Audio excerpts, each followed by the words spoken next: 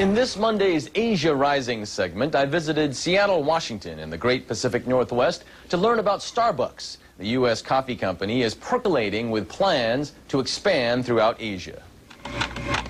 Here in America's cradle of caffeine, Starbucks is brewing a hot plan for its biggest expansion ever. Of course, this is a little piece of cloisonne from China. Howard Bahar is in charge of making Starbucks a household product around the world.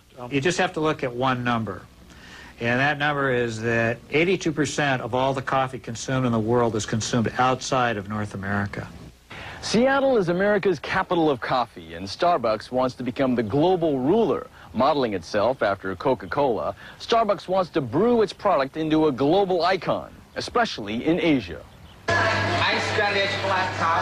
Here in Thailand, Starbucks already has 6 stores. 6 more are due by year's end. One trend watcher says the growth shows Thailand becoming more global. In Thailand, we've seen a lot of international designers come in, fashion designers, makeup, everything, and it's just the next trend. It's a cultural thing. 1 cup of coffee can cost 4 times the price of lunch on the streets of Bangkok. Customers pay not just for a cup of iced mocha, but for a place to gather. I come here because I want to make an appointment with my friend. Starbucks targets young people, projecting the image that coffee is cool. Well, it certainly probably tilts younger, you know, that 18 to 45-year-old people that are willing to try new things. Starbucks won't say how much it's making in Asia, but it plans to expand to 500 stores by 2003. Right now, it has 150 stores. Of those, half are in Japan, which is the 4th largest consumer of coffee. The others in Singapore, Malaysia, Thailand, the Philippines, New Zealand, and just this year, the first ones in South Korea and China. China, I think, in the future is going to be a big consumer of coffee. To enter the China market, Starbucks hired a Beijing native.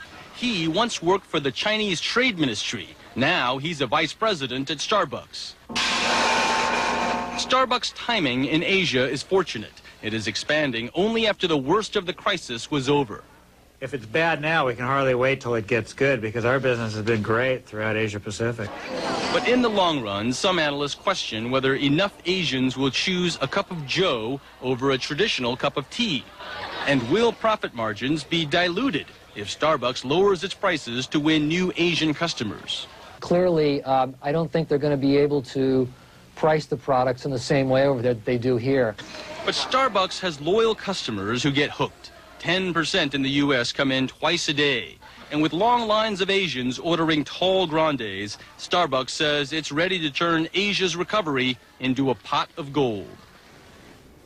Starbucks brewing, the subject of our Asia Rising every Monday. More Asia Business Morning after this.